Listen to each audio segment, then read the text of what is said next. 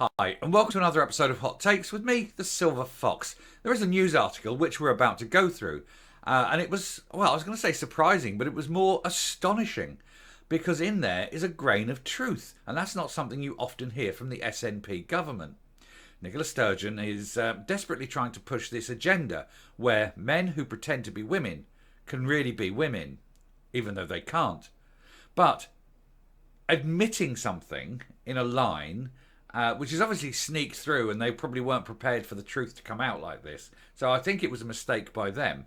But it is certainly worth highlighting because even they admit something, albeit indirectly and probably, like I say, not intended to admit it. But let's look at this. It's it's very rare you see anything come out of the SNP that is in any way related or even approaching anything close to the truth. But here it is. Right, we'll take a look at this case and this article. Nicola Sturgeon tries to throw out court case brought by feminists over the trans reforms as the SNP argues gender is not determined at birth. Well, of course it's not. Everyone knows that. And I think they mean sex. Sex is determined at the moment of conception, not the moment of birth. You don't have, a pregnant woman doesn't have a child of indeterminate sex inside her. She'll either be carrying a boy or a girl. That's it. But whether that is a boy or a girl, has been decided, at the moment of conception. And gender doesn't really affect a child until they're about 4.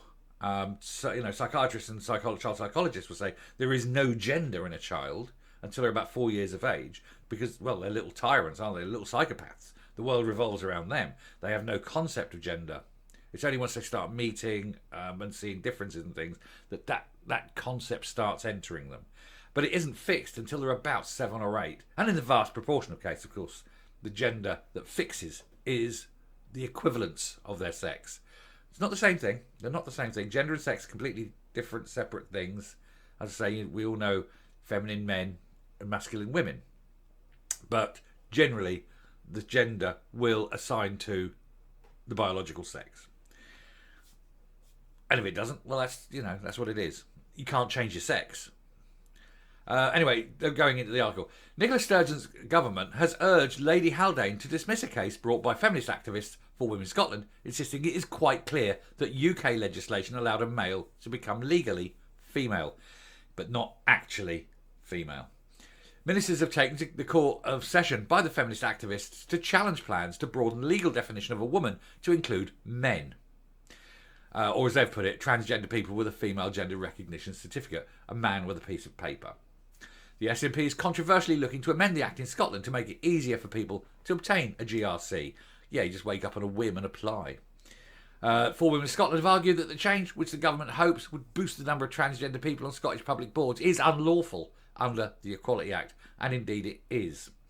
However, Ruth Crawford Casey, representing the government, said a person born male could legally be seen as a woman and share the legal protections under the 2004 Gender Recognition Act. Legally seen as a woman does not make you a woman, and you do not want a man who is legally a woman playing sport against a woman who is actually a woman. Apart from the actual unfairness of the physical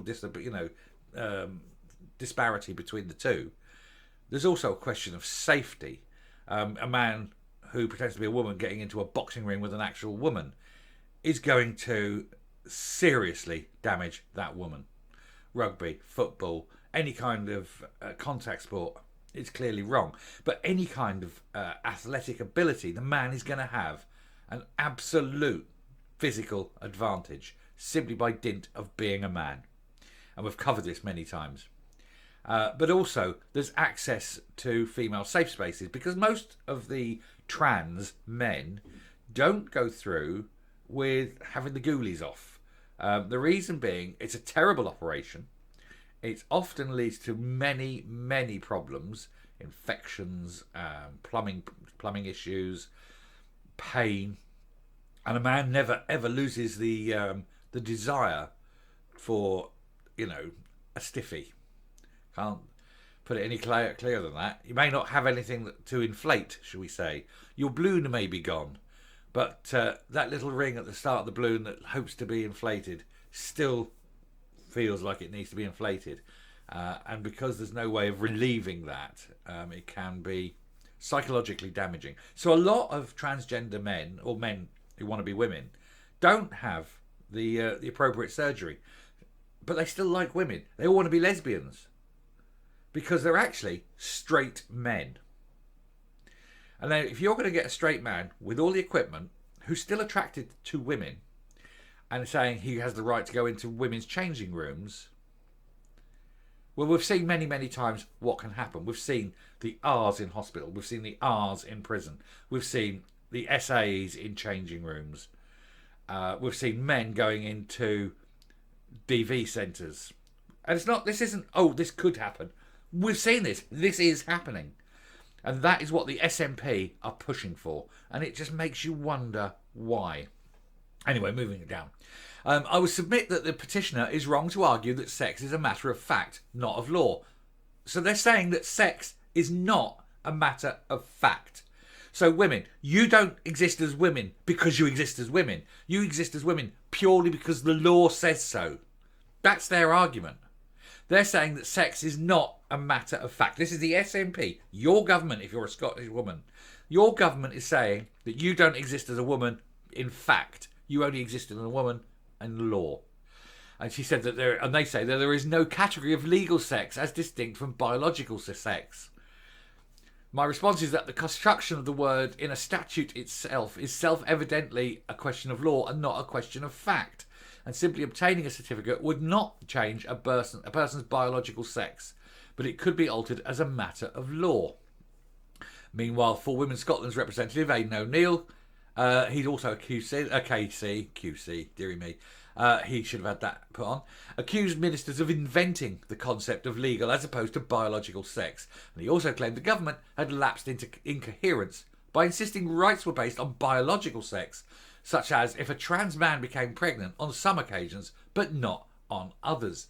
He said it's a prescription for chaos. Our position is a constant and coherent one, and that there is one definition of sex, and that is its biological definition. And that is the only definition. You cannot make someone legally female without them being actually female. Because if you make them legally female, then they have the right in law to certain things.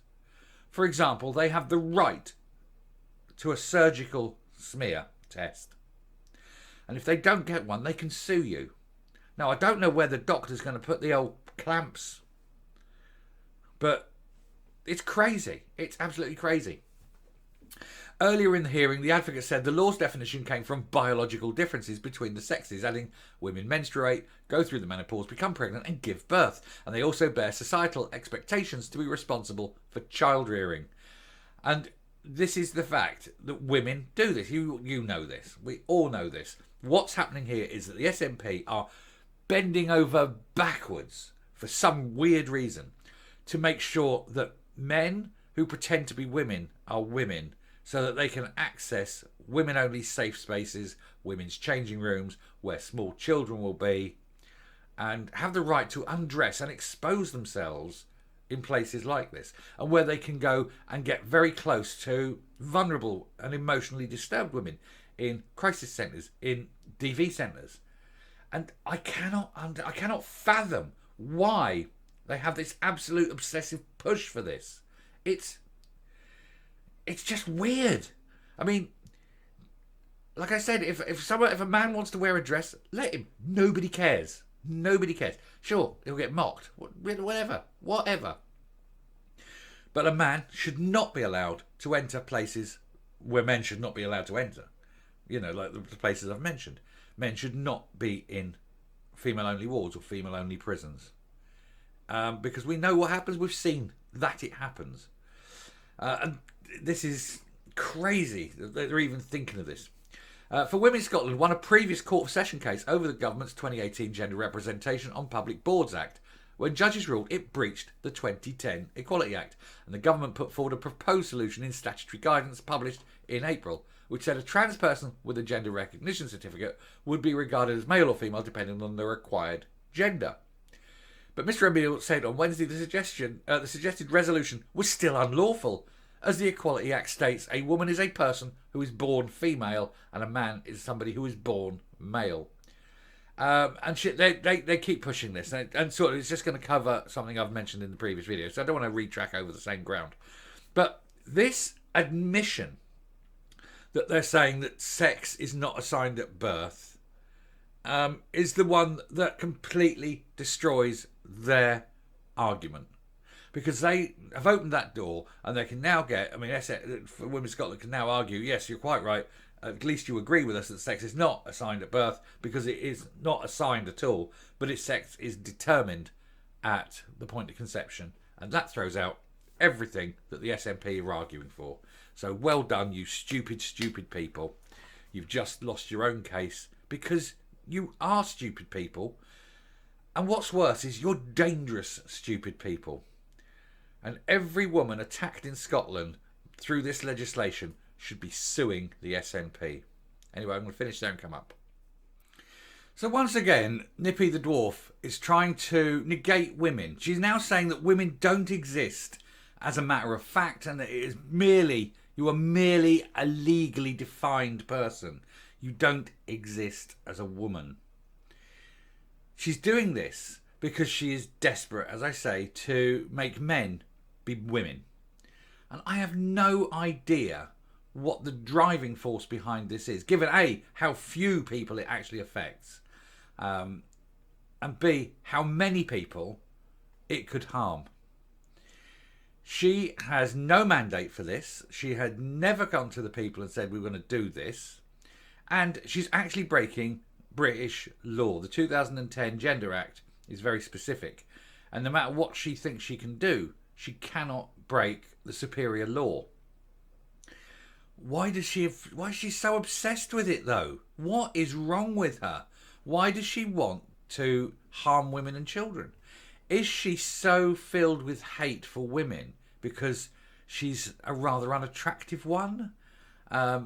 Because she's not attractive on the outside, but God, is she ugly on the inside. She is just a little bubbling mass of hate, isn't she? And she's got she thinks she's got so much power, and yet she didn't get invited to the COP summit, so had to go around and get photos taken with the serving staff, just to show she's there, famously without her lanyard that she didn't have. It must irk her. She must be living constantly seething. It's the only explanation for this. She wants to see the world burn. She wants to destroy everything. She certainly wants to destroy Scotland. Anyway, I shall round off there and say thank you very much for listening. Do please hit the subscribe button if you haven't already. Ring the bell for notification of future output. Leave a like, leave a comment. Please share the video.